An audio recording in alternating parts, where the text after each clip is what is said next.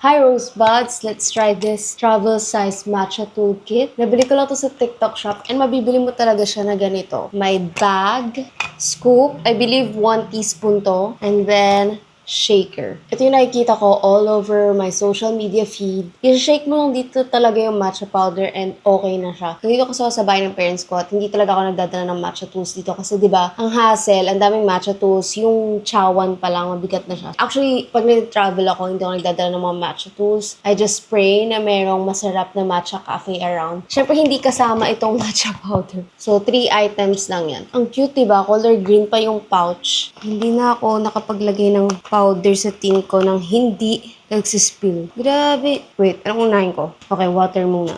Hindi ako sure kung gaano kadami. Oh, I think ganito kadami. May ano siya eh, may line siya dito eh. Na ganun lang kadami.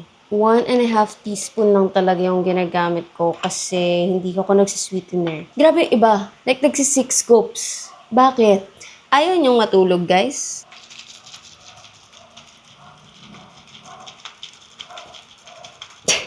I think it's okay na wala na siyang buo-buo. Siyempre, dala ko din dito yung matcha cup ko. If gusto niyo din itong matcha break cup, link in my bio. Bango. In fairness, walang buo-buo na powder. Gusto ko pa itong matry sa mga travel ko soon. Gusto ko rin yung fantasy na gumagawa ng matcha latte sa airport.